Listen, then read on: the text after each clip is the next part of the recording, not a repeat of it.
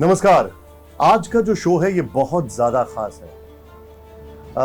इसकी सेटिंग क्या है ये सब मैं आपको बता दूंगा। हम एक ट्रेन में हैं, लेकिन जिनके साथ हम हैं वो अपने आप में एक बहुत ही अद्भुत अनुभव है, क्योंकि श्री राम की कथा ऋषि वाल्मीकि से समझिए, राम का चरित्र बाबा तुलसी से, करुणा मैथिली शरण गुप्त से और जन लोकप्रिय संवाद पंडित राधे श्याम से। लेकिन जब राम के दर्शन की बात हो तो एक अद्भुत व्यक्तित्व हमारे साथ है। हर कोई उन्हीं से समझता है, उन्हीं से जानता है, और वो हैं हमारे साथ मुरारी बापू जी। स्वागत है आपका, बहुत बहुत आभार। आपने हमारे लिए समय निकाला। आपकी ये जो ट्रेन यात्रा है जिससे हम लोग सब जा रहे हैं, मैं सबसे पहले तो यूजुअली हमारा ये जो शो होता है ये होता है स्टूडियो के अंदर, लेकिन अभी हम यहाँ पर ट्रेन में हैं। सबसे पहले तो मैं आपसे जानना चाहूँगा कि आप 12 ज्योतिर्लिंग इस ट्रेन से जा रहे हैं, वो सफ़र तय करेंगे, 12 ज्योतिर्लिंग जाएंगे और फिर वहाँ पर राम कथा भी होगी। तो ये यात्रा का ख्याल कैसे आया, फिर राम और शिव का ये मिलन, थोड़ा समझाइए हमें। पहली बात तो है कि हम ज्योतिर्लिंग में कथा करने जा रहे हैं, इसके पीछे मेरे मन में एक स्पष्ट चित्र है, और वो ये है कि इस परम और पवित्र ज्योति स्वरूप जो द्वादश शिवलिंग है, उसकी पावन ज्योति से हमारी भीतरी दीप को जलाए, ताकि निज से लेकर समग्र तक ये प्रकाश भारत में और भारतेतर देशों में और पूरी वसुधा पर प्रसरे। तो एक तो बात ये थी, मैंने करीब करीब सभी ज्योतिर्लिंग में 9 दिन की कथा तो की ही है, लेकिन इस तरह जैसे गंगा चरे बहती है, चलता तीर्थ है, 18 दिन के लिए ये भारतीय रेलवे जिसके माध्यम से हम 9 दिन की 12 दिन की कथा करने जा रहे हैं, ये एक बहती राम कथा की गंगा है। बापू, आप जब राम की बात करते हैं तो आप अल्लाह की बात करते हैं, आप जब कबीर की बात करते हैं तो आप उसके साथ में तुलसी की भी बात करते हैं, लेकिन अभी आपको ऐसा नहीं लगता है कि चीज़ें बहुत बटी हुई हैं? एक ऐसी लकीर खींच दी गई है जिसमें बहुत साफ साफ विभाजन दिखता है, और ज़्यादातर लोग तटस्थ रहना नहीं चाहते। ये बात आप कह रहे ठीक है, लेकिन अब हम सबके लिए तटस्थ या कुटस्थ या मध्यस्थ 3 शब्द हमारे संस्कृत भाषा में। तटस्थ जो होता है ये एक तट पर है, दूसरे तट से दूर है। मध्यस्थ है वो दोनों को उदासीन वृत्ति से खुश करना चाहते हैं या तो जो कुछ कहना चाहते हैं। और मैं चाहता हूँ कि भावी पीढ़ी सत्यस्थ हो, प्रेमस्थ हो और करुणास्थ हो। ये 3 जो मूल्य है, शाश्वत मूल्य है। तो मैं ऐसा मानता हूँ कि मैंने पूरे रामचरितमानस को इतनी सालों से गाते गाते जो निष्कर्ष निकाला है, सत्य, प्रेम और करुणा, ये मेरी प्रस्थान त्रयी है। सत्य मेरे लिए, प्रेम एक दूसरे के लिए और करुणा पूरे विश्व के लिए। और इन 3 बातों को मुझे नहीं लगता कि कोई धर्म, कोई विचारधारा, कोई संप्रदाय इनकार करे। पूर्वग्रह से कोई इनकार करे तो उसकी मनीषा है। तो मेरा कहना है कि मुझे ऐसा लग रहा है गुरु कृपा से कि एक माध्यम ऐसा है कि ये हम बिलक बिलक होते जा रहे हैं।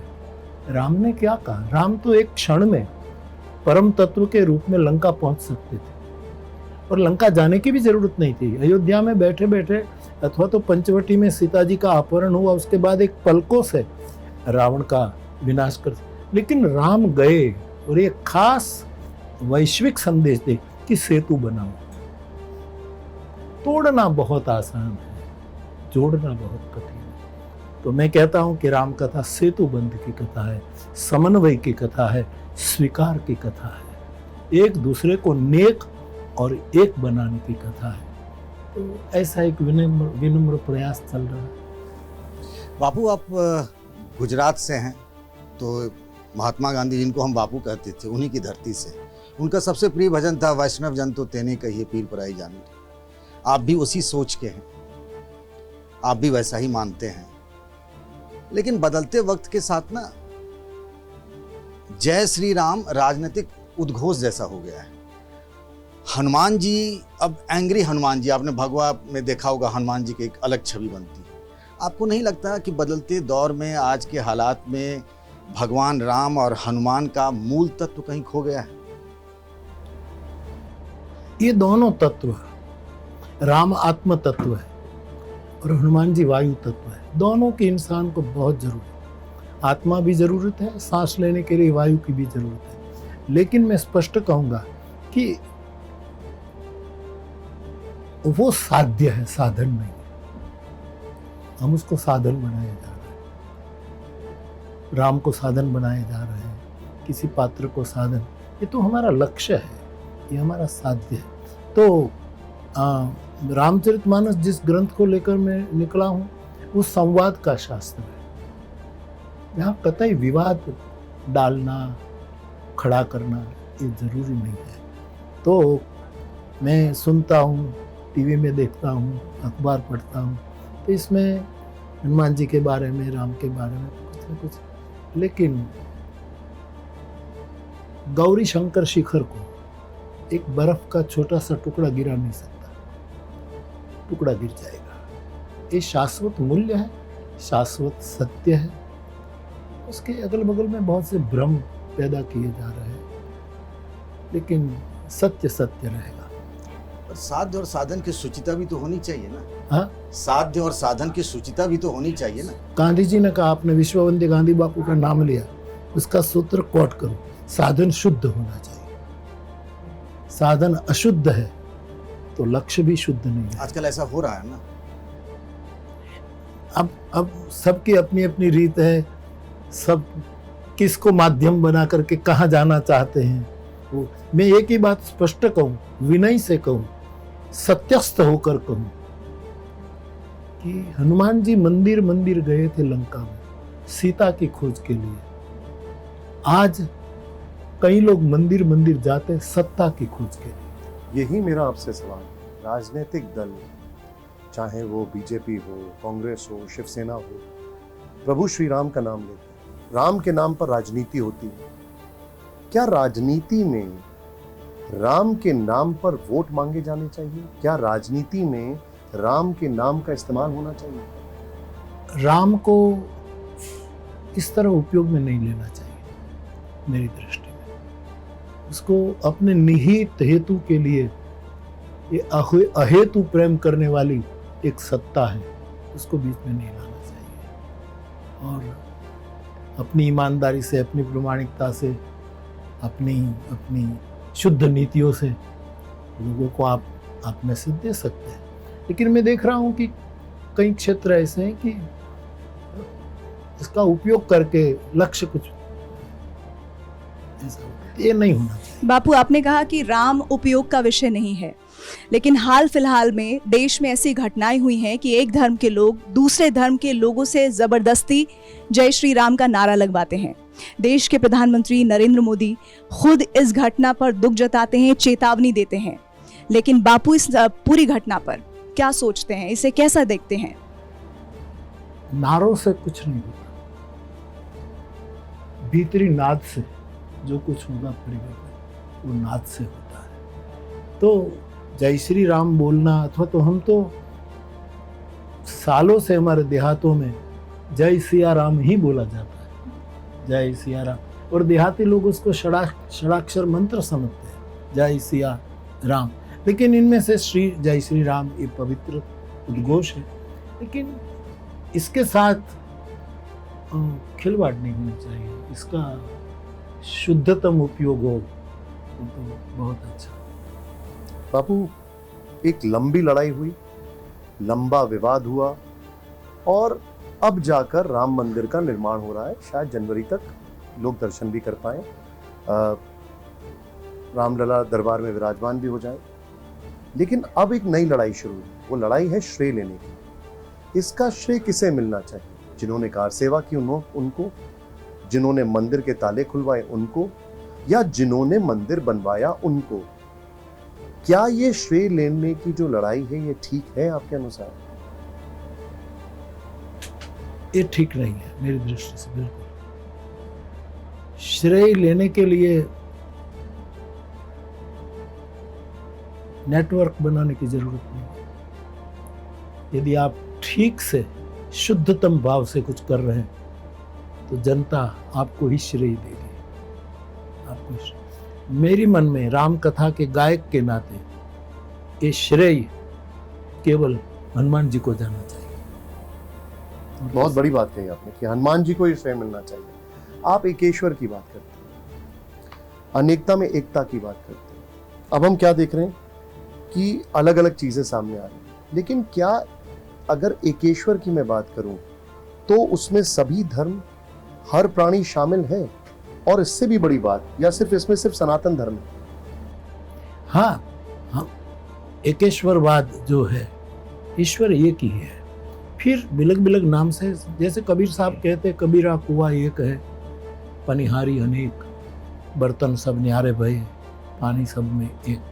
तत्वतः जो मूल तत्व तो एक है, तो मूल तत्व तो एक ही है, लेकिन अपने अपने, जैसे हमारी श्रुतियों ने कहा, एकम सद विप्रा बहुधा वदन्ति, एक ही सत्य को बिलग बिलग एंगल से कबीर ने अपने ढंग से देखा, किसी ने किस ढंग से देखा, और जितना देखा वो उसने पेश किया। तो इसमें विघटन नहीं होना चाहिए। और मैं महामुनि विनोबा जी का एक वाक्य यहाँ रखना चाहता हूँ। उसने कहा है कि तकरार दो अधर्मों के बीच होती है, दो धर्मों के बीच में कभी तकरार नहीं हो सकती। बापू, अयोध्या में रामलला के कपड़े बनाने वाले एक मुसलमान व्यक्ति हैं, संतों के खड़ाऊ बनाने वाले मुसलमान परिवार के लोग। आपके जितने भी सत्संग होते हैं उसमें हमने सुना है कि आप कहते हैं कि मंदिरों के दरवाजे मुसाफिरों के लिए नमाज के लिए खुलने चाहिए, जो मस्जिद हैं उसमें मंदिरों के ढोल नगाड़े भी होने चाहिए। क्या आपको कभी ये होता हुआ दिखता है?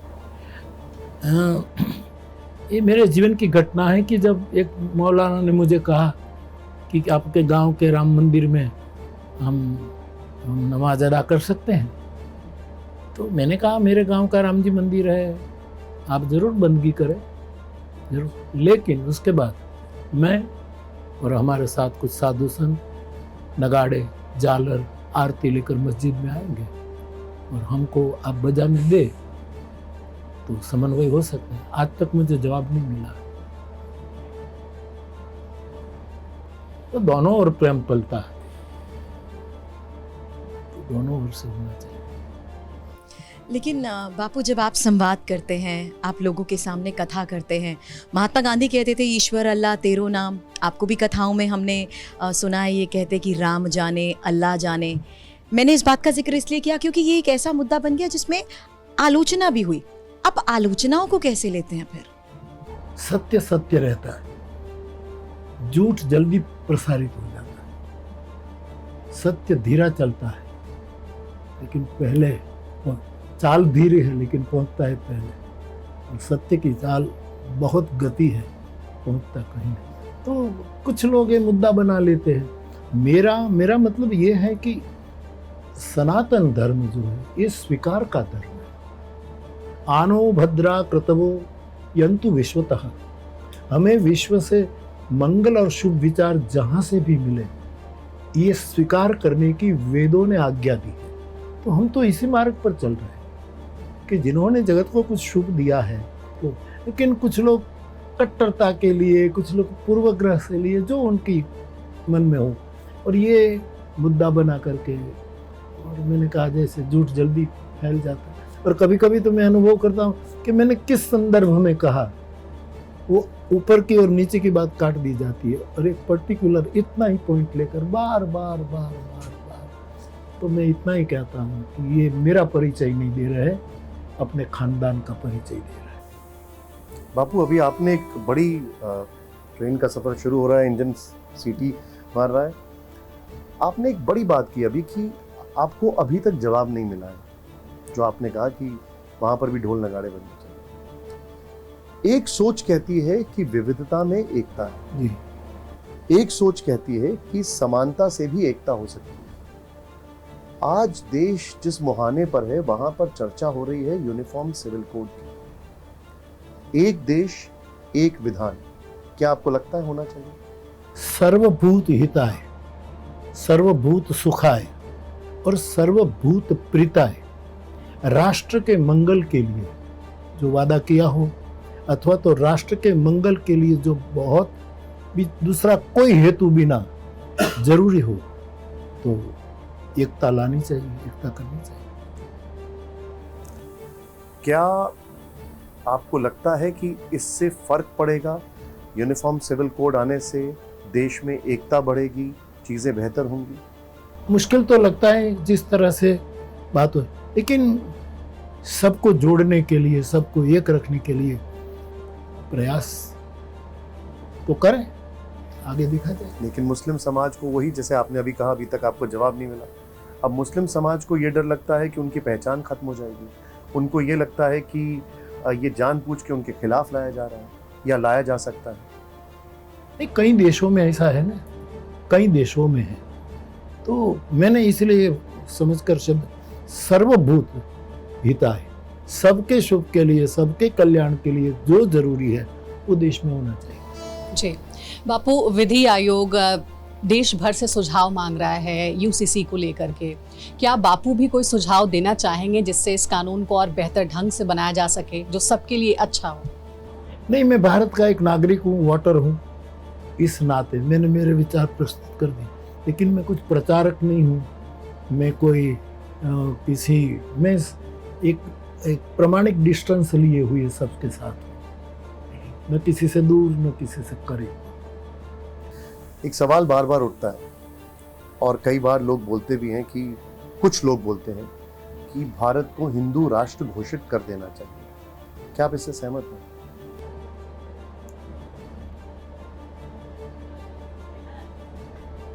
हिंदू शब्द भी पवित्र है और विशाल भी है, लेकिन जिस बातों से हम संकीर्ण हो जाएं वो हमें तो फैलना है, पूरी दुनिया में भारत को फैलना है।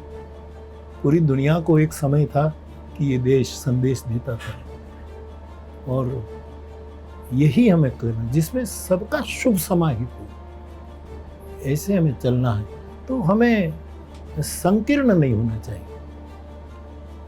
सनातन धर्म सबसे श्रेष्ठ अच्छा शब्द है, सनातन धर्म। और हिंदू शब्द को आज छोटा बना दिया गया, ये बात और है, लेकिन हिंदू भी बहुत उदार मना है। मैं हिंदू हूँ, मैं सनातन धर्म का बालक हूँ, मैं गाय का दूध पीकर बड़ा हुआ हूँ, पी रहा हूँ, लेकिन हम सबका स्वीकार करते हैं। तो ये जो सबको समान मानो, ये कभी कभी सिद्ध नहीं भी हो सकता, क्योंकि एक बटवृक्ष है और एक दुर्वा का, एक दरो का, एक तिनका है। उसको समान कहना ठीक नहीं, दोनों को सम्मान दो। बट का भी पूजन करो और दुर्वा का लेकर गणेश जी की पूजा करो, दोनों को तो सबको समान, ये बहुत सर्वेषु भूतेषु भगवान योगेश्वर ने कहा, लेकिन सबको सम्मान देना चाहिए। ये मेरी बाबू, कभी आरएसएस प्रचारक जो हैं मोहन भागवत, उनसे आपकी मुलाकात हुई होगी, और एक नए नए बाबा आए हैं धीरेन्द्र कृष्ण शास्त्री, मैंने देखा उनसे भी आपकी मुलाकात हुई, वो वीडियो भी मैंने देखा। वो हम ललितपुर में कथा कह रहे थे, तब आए थे, मिलने आए थे। हाँ। मोहन भागवत ने कहा कि बिना मुस्लिम समाज के हिंदू राष्ट्र की बात करना बेमानी है। दत्तात्रेय जी से भी आपकी मुलाकात हुई होगी, वो भी कहते हैं कि हिंदू राष्ट्र जो है वो सांस्कृतिक अवधारणा है, इसकी कोई कानूनी मान्यता नहीं, जैसा आप भी कह रहे थे। लेकिन वो जो धीरेन्द्र कृष्ण शास्त्री उर्फ बागेश्वर बाबा जो आपसे मिले थे, आप कह रहे थे ललितपुर में, वो कहते हैं कि हिंदुस्तान को हिंदू राष्ट्र बनाना है, हिंदुस्तान ही क्यों पाकिस्तान को भी हिंदू राष्ट्र बना देंगे। जब इस तरह की चीज़ें आप देखते हो, सुनते, चूंकि मुझे पता है आप अखबार बहुत गौर से पढ़ते हैं, तब आपके मन को क्या लगता है? और लोग भी इस पर तालियां बजाते नजर आते हैं। अपने धर्म को सनातन धर्म से दीक्षित रखें। और यदि हमारा धर्म सनातन है तो बिना प्रचार के विकसित होगा, बिना प्रचार के वो सबके लिए ग्राह्य होगा। तो कोई नाम देकर किसी राष्ट्र का भविष्य में जो हो ठीक है, लेकिन मैं तो हिंदू होने के नाते मुझे गौरव है। विवेकानंद जी ने भी कहा था, गांधी बापू ने भी कहा था, आज मुरारी बापू भी कहता है कि इसका मुझे गौरव है, लेकिन हिंदू छोटा नहीं बन सकता। सनातन धर्म अब आज की जो युवा पीढ़ी है, हालांकि मैं बहुत सारे ऐसे युवाओं से मिला जो खुद 30 साल के हैं और बोल रहे हैं कि उनके परिवार के संबंध आपसे उससे भी पहले के हैं और वो आपको बहुत मानते हैं।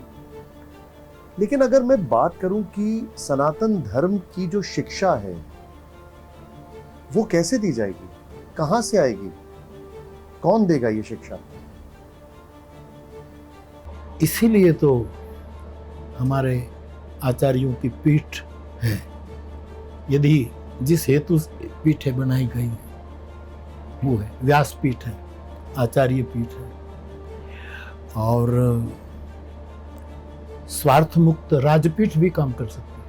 राजपीठ माने राजनीति, राज्य सत्ताएं। अभी जिक्र हो रहा था पंडित धीरेन्द्र शास्त्री का। वो ये कहते हैं कि वो ऐसे संत हैं या ऐसे पंडित हैं जो पर्ची लिख देते हैं, लोगों की समस्याएं जान लेते हैं। क्या सनातन धर्म में चमत्कार की गुंजाइश है आज के वक्त में? मेरे माने में आकाश में रोज सुबह सूरज निकलता है, चमत्कार है। मेरे जाने माने में सूरज की पहली किरण आए और जलाशय में कमल खिलने लगे, ये सबसे बड़ा साक्षात्कार है। तो सब अपने अपने ढंग से काम करते हैं, सबके अपने अपने विचार हैं, इसकी आलोचना या किसी उसमें मैं नहीं जाऊंगा, सब अपने अपने काम करते हैं। लेकिन सनातन धर्म शब्द में जब यूज कर रहा हूँ तब मेरा सनातन धर्म की व्याख्या है आकाश भी उसके सामने छोटा है। और आकाश में आज चंद्रयान जा रहा है, कुछ दिनों के बाद भारत बहुत ज़्यादा गौरवान्वित होगा। तो आकाश में जो है, तो आज के युवा को सनातन धर्म जो आकाश से भी चौड़ा है, इसमें से विज्ञान भी सीखना चाहिए। आज की जो मॉडर्न टेक्नोलॉजी है उसको भी, मैं ये नहीं सनातन धर्म की व्याख्या नहीं क्योंकि हमारी तरह माला लेकर बैठ जाए, कोई छाप तिलक लगा, कोई विशेष यूनिफॉर्म लेकर, मैं इस रूप में आकाश में जो घटनाएं घट रही है, कुछ जिसके हम साक्षी हैं, कुछ हमें नहीं, सदियां बीत जाएगी, नए नए रहस्य खुलेंगे। तो सनातन धर्म एक ऐसा विशाल, अब उसके साथ धर्म जुड़ता है ना, तो कहीं भी धर्म जुड़ता है शब्द तो लोग उसको फ्रेम में मढ़ देते हैं, एक फोटो फ्रेम, उसको बहुत छोटा बना देते हैं। गगन सिद्धांत हमारे यहाँ का, उसका सिद्धांत आकाश की तरह चौड़ा है। तो इस रूप में सनातन धर्म को जो, तो वो धर्म भी सीखेगा और विज्ञान भी सीखेगा। आपने भारत का जिक्र किया बापू, मेरा अगला सवाल कुछ और है, लेकिन मैं आपसे एक सवाल जरूर जानना चाहूंगा। अभी पूरी दुनिया में अभी इस वक्त अलग अलग जगह बहुत बड़े बड़े संकट हैं। अगर उस दुनिया में तुलना भारत की करें तो हमारे पास बहुत शांति है, उस लिहाज से देखा जाए, आर्थिक दृष्टिकोण से, सामाजिक दृष्टिकोण से, या जिस तरीके से युद्ध के बादल में।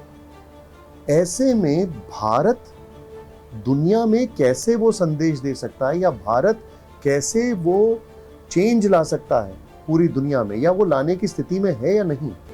न भारत में क्षमता है, ये करने में भारत में पूरी क्षमता है, और पूरे प्रामाणिकता से हम भारतवासी कदम उठाएं ना तो ये हो सकता है।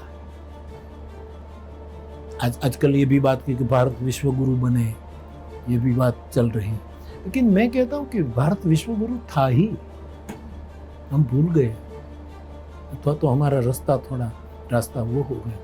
भारत में बहुत क्षमता में, बहुत ऊर्जा में, मैं जब कहता हूँ कि भारत का ही नहीं पूरी वसुधा का बहुत अच्छा भविष्य है, कई लोग मुझे पूछते हैं कि प्रमाण नहीं, गुणातीत श्रद्धा के लिए कोई प्रमाण नहीं, परिणाम ही आता है। अभी जिक्र हुआ हनुमान जी का, जिक्र हुआ प्रभु श्री राम जी का।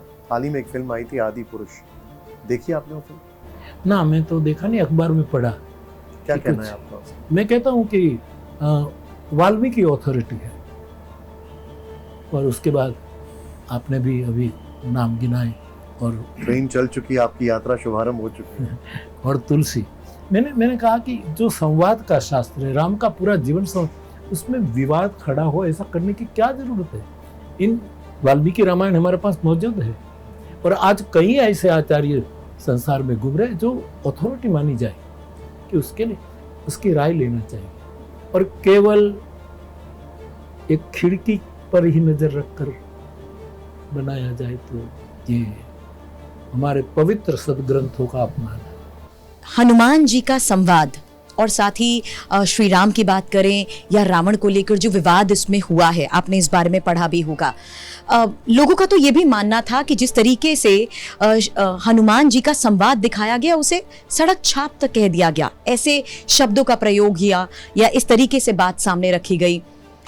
आपसे बेहतर हम शायद नहीं समझ पाएंगे या कोई भी नहीं जान पाएगा कि आखिर कैसा किस तरीके से संवाद करते थे हनुमान जी, कैसी थी उनकी भाषा। वाल्मीकि रामायण में हनुमान जी और राम का जब प्रथम मिलन होता, लक्ष्मण जी खड़े, उसी समय हनुमान जी जिस रूप से राम से संवाद करते, राम मौन है, और संवाद पूरा हुआ तब राम ने कहा कि इतना विद्वान, इतना साक्षर, इतना शास्त्रज्ञ और इतना शालीन और विनयी कोई पंडित मैंने देखा नहीं, ये आदमी बहुत आगे नहीं। ऐसा राम का अभिप्राय है, वो हनुमान जी के मुख से ऐसे शब्द निकलवाना, ये एक महान तत्व का अपमान। बापू, देश की आज़ादी को 75 साल से ज़्यादा हो गए। पिछले कुछ सालों में एक नैरेटिव बनाने की कोशिश की गई। नैरेटिव क्या है कि भारत में लोकतंत्र जो है वो खतरे में है, भारत के संस्थान जो हैं वो खतरे में है, भारत में जो अल्पसंख्यक हैं वो खतरे में है। क्या आपको ये खतरा कभी महसूस हुआ? देखो, राजनीति है ना, उसमें तो सर्व स्वीकृत बात है कि इसमें 4 पहलू जुड़े होते हैं, साम, दाम, दंड और भेद। चाणक्य भी सहमत होते हैं, तो ये चारों चलता है। लेकिन एक मत टूट रहा है, और वो साधु मत। सही में जो साधु है उसका मत, लोक मत आप कैसे भी ले सकते हैं। क्या हुआ साधु मत, जरा समझाइए हमें। साधु मत जो अपनी हर एक क्षण जगत के लिए खर्च कर रहा है। बापू, अभी जो चर्चा हो रही है उसका देश में दूसरा नैरेटिव भी सेट किया जा रहा है। दूसरा नैरेटिव ये है कि ऐसा कहा जा रहा है कि हिंदुत्व खतरे में, हिंदुओं को एकजुट होना पड़ेगा। अगर हिंदू एकजुट नहीं होते हैं तो फिर से मुगल काल लौट आएगा, ईस्ट इंडिया कंपनी वापस आ जाएगी। बापू का इस संदर्भ में क्या सोचना है? क्या वाकई हिंदुत्व पर आंच आने की संभावना नजर आती है? क्योंकि जो सत्य के उपासक है उसको सहन तो करना पड़ता है, उसको मुश्किल तो आती है। लेकिन युवान पीढ़ी जो तैयार हो रही है वो धर्म को सही रूप में समझ रही है, सही रूप में जानने के लिए इंतजार में है, तो ये अच्छा परिणाम लाएगा। बापू, हम बात कर रहे हैं युवा पीढ़ी की। अगर मैं इस देश के एक अलग हिस्से में आपको लेके जाऊं, और वो हिस्सा है मणिपुर, वहां पर युवा पीढ़ी ने या जिस भी पीढ़ी ने जो कुछ किया उसने पूरे देश को शर्मसार कर दिया। महिलाओं के साथ जो हुआ वो कल्पना से भी परे है। बापू इसको कैसे देखते हैं? हाँ, मुझे भी बहुत पीड़ा हुई है इस घटना की। अब ये जो वहाँ संघर्ष चल रहा है, इसके मूल में क्या है मेरे पास ज़्यादा जानकारी, लेकिन आखिर में जो बहन बेटियों के साथ जो घटना घटी, ये तो भारत का स्वभाव नहीं और पूरे भारतीय सभ्यता का एक बहुत बड़ा अपमान लगता है। इसकी बहुत पीड़ा है कि जो घटना। लेकिन वहां पर एक पक्ष दूसरे पक्ष पर आरोप लगा रहा है, अपने दाग साफ करने के लिए उसके बाद राजनीति में दूसरों के दाग गिनाए जा रहे हैं। इसको आप कैसे देखेंगे? अब क्या है कि हम दर्पण छोड़कर दूरबीन लेकर घूमने लगे। भारत दर्पण रखने वाला देश है, तो पहले खुद को, और हमने ऐसी दूरबीन निकाली है कि कौन दोषी है कौन दोषी है उनको ही पकड़ने की चेष्टा। और रामायण दर्पण की सीख देता है। दशरथ ने दर्पण में देखा, बाल सफेद हुए और सत्ता छोड़ने का निर्णय कर लिया। ये दर्पण का दर्शन है। रावण की लंका सोने की थी, लेकिन वहाँ दर्पण नहीं था, वहाँ दूसरे को देखने की दूरबीनें लगी थी। तो हमें पुनः निज दर्शन में उतरना पड़ेगा। बापू, आप राम कथा सुनाते हैं, कई पीढ़ियां आपकी राम कथा सुनकर बड़ी हुई है। मणिपुर में जो हुआ, आप राम कथा जब सुनाते हैं तो राजधर्म के बारे में भी बताते होंगे, भगवान राम के, जिनको मर्यादा पुरुषोत्तम राम कहते हैं।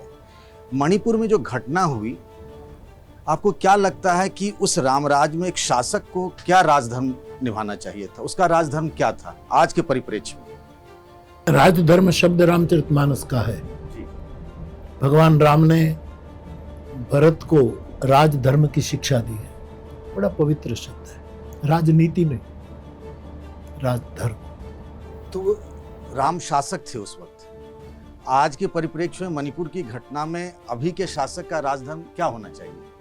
राजधर्म यही होना चाहिए कि राम ने लंका विजय के बाद अयोध्या में आने के बाद एक जनसभा आयोजित की है, और इस जनसभा में राम ऐसा बोले हैं कि जो अनीति कछु भाखौ भाई, मेरे मुख से कोई अनीति निकल जाए, जो सबके कल्याण की बात न हो, तो मैं भले ही राजा हूँ, मेरे सिंहासन पर पास आकर मुझे बोलता बंद कर देना। ये राजधर्म। आपको लग रहा है कि चूंकि आप खबरों को बहुत बारीकी से पढ़ते हैं, उसके मर्म को भी समझते हैं, आज की तारीख में मणिपुर की घटना को लेकर वो राजधर्म निभाया गया? पीड़ा हुई आपको? पीड़ा तो होती है बिल्कुल, कि ये मैं फिर एक बार, कोई राजधर्म नहीं है, राजनीति है। एक तरफ तो अभी मणिपुर की घटना है, वहीं दूसरी तरफ अभी आपने एक बहुत अच्छी बात कही, दर्पण और दूरबीन की। पूरे देश भर में कई जगह पर मंदिरों में ड्रेस कोड लागू करने की बात की गई है, कई जगह पर हो भी गया है। दो हिस्से हैं मेरे सवाल के। पहला हिस्सा यह है कि इस ड्रेस कोड को लागू होने पर बापू क्या सोचते हैं? गणवेश का कुछ महत्व तो है, लेकिन धर्म गणवेश में नहीं समझा, गुणवेश जिसका हो। धर्म का स्वभाव गुणवेश है, गणवेश नहीं। लेकिन देखो ना, कहीं कहीं मंदिरों में कि कोई जा सकता है, कोई नहीं जा सकता। कहीं आप साउथ में जाओ तो सिलाई वाले कपड़े आप नहीं पहन सकते हैं। तो ये बात उठ रही है, उसके बारे में मैं कुछ ज़्यादा जानकारी प्राप्त नहीं की, इसीलिए कुछ कहना। केदारनाथ में खास तौर पर वीडियोग्राफी पर पाबंदी लगाई गई, ये मेरा दूसरा हिस्सा है। क्या आपको लगता है कि इस तरह की पाबंदी, जो बहुत दूर दराज से सफर करके श्रद्धालु जाते हैं, सही है, या फिर एक मर्यादा श्रद्धालुओं को भी बरतनी चाहिए उस पावन पतित स्थान पर पहुंचकर? हाँ, श्रद्धालुओं को ये कुछ मर्यादा निभानी चाहिए, और सामने से हठात बलात् कोई अनुशासन नहीं लगाना चाहिए। आपको एक सवाल बार बार मन में आ रहा है, और ये अभी आपसे जो सुना उसके बाद आ रहा है कि राजनीति में हमेशा धर्म से दिशा निर्देश लिए जाते हैं। क्या आपको नहीं लगता है कि अब राजनीति में धर्म का इस्तेमाल होने लग गया है, और इससे क्या मतलब बचेंगे कैसे, या क्या ये चलता रहेगा, अंतहीन है ये? हमारी जो मूल धारा है वो ये है कि राजनीति में धर्म होना चाहिए, और धर्म का मेरा मतलब सत्य, प्रेम और करुणा, ये राजनीति में होना चाहिए। मुश्किल है, लेकिन धर्म में कभी राजनीति नहीं होनी चाहिए। और हमारे शास्त्र, और शास्त्र की भी मैं पीटी पिटाई बात कहना नहीं चाहता, मैं उसका बहुत गौर से गुरु कृपा से दर्शन करता हूँ। और हमें हमारे आचार्यों ने कहा है कि शास्त्रों का भी देश काल और पात्र के अनुसार संशोधन होना चाहिए। तो इस न्याय से मैं कहूँ तो धर्म पति है, नीति पत्नी है। अब पत्नी को पति के पीछे ही चलना चाहिए, आज के युग में कहना ठीक नहीं है, लेकिन उसको सब अधिकार मिलने चाहिए, वो श्रेष्ठ है। फिर भी ब्याह करते हैं तब तो पीछे ही चलते हैं। नीति को धर्म के साथ बावरी लेनी चाहिए। आज क्या हुआ कि धर्म नीति के पीछे चल रहा है, राज्य धर्माश्रित होना चाहिए। आज कई विचारधारा, कई धर्म राज्याश्रित हो रहा है। कौन संतुलन बैठाए, कौन ठीक करे? नहीं, ये नई पीढ़ी करेगी, जो आएगी। मुझे लगता है कि अगले 50 साल में, मैं तो 25 साल देख रहा हूँ, अभी मैं 78 हूँ, मैं चाहूँ कि और उम्र बढ़े और मेरी आंखों से मैं देख सकूँ कि मेरे जो फ्लावर्स है, मैं किसी को फॉलोअर्स नहीं मानता, फ्लावर्स कहता हूँ मुझे। हाँ, फ्लावर्स नहीं, फ्लावर्स। कोई भी मेरा कोई कहीं कहते बापू के भगत है, बापू के अनुयायी है, मैंने भी यही कहा था, मैं फ्लावर ही कहूँगा। तो अब मेरे कई युवान भाई भी मुझे चिट्ठी लिखते हैं, तो पहले लिखते थे शिष्यस्ते हम शिष्य हैं। मैंने प्रासादिक प्रहार करते करते कहा कि नहीं, अब वो लिखने लगे हैं पुष्पस्ते हम आपकी वाटिका के पुष्प हैं। और पुष्प का काम दो ही है, शिव जी के सिर पर चढ़ जाना और दुनिया में महक फैलाना। बापू, एक सवाल आपसे ये है, आज़ाद भारत को आपने देखा है, आप 78 साल के आप बता रहे हैं, और देश को आज़ाद हुए 75 साल से ज़्यादा हो चुके हैं। पहले के भारत में और अब के भारत में आप क्या फ़र्क देख रहे हैं? नेहरू युग से मोदी युग तक, नेहरू युग से मोदी युग तक भारत तो भारत ही है, लेकिन 70 साल में कि 75 साल में जिस बात की लोगों को प्रतीक्षा थी, वो इतनी सालों में नहीं हुआ। वो अभी कुछ हो रहा है। और मैं इस विकास का भी स्वागत करता हूँ, लेकिन मेरा एक सूत्र और है कि विकास विश्रामदायी होना चाहिए। जो विकास विश्राम प्रदान न करे, ये केवल श्रम है, श्रम से अतिरिक्त। हम समझे नहीं, आप थोड़ा और बताइए। विश्रामदायी का मतलब? विश्राम मानी आदमी टेंशन से मुक्त होना चाहिए, आदमी रिलैक्स होना चाहिए। तो क्या ऐसा नहीं लगता आपको कि हमारी पीढ़ी अगली पीढ़ी के लिए वो विश्रामदायी भारत को तैयार कर रही है? वो करेगी। भारत का गंगा जल जिसने पिया है, भारत की मिट्टी से जो जुड़े हैं, वो करेगा। ये बुद्ध का शब्द है धर्म चक्र। धर्म परिवर्तन कराने के लिए ये चक्र नहीं था, जो धर्म छिप गया था उसका पर्दा हटाने के लिए धर्म चक्र था। तो मुझे बहुत आशावादी हूँ नई पीढ़ी पर कि ये लोग। बापू, आपने हमसे बात करने के लिए इतना समय निकाला, अपनी इस यात्रा में समय निकाला, इसके लिए बहुत आभार। और आप जो हमें दे के गए हैं वो बहुत बड़ा संदेश है, और मैं उम्मीद करता हूं कि लोगों तक ये संदेश पहुंचे। आपका बहुत आभार TV9 भारतवर्ष की तरफ से। मुझे भी बहुत खुशी हुई है। चेहरे तो देखता रहता हूँ टीवी पर कहीं आपका, लेकिन मुझे मिलकर सही में खुशी हुई है कि ये संवाद था, और देश में संवाद होना चाहिए। मेरा प्रेम ये एक भारत की महानता का यज्ञ चल रहा है। मैं रामायण लेकर आहुति दे रहा हूँ।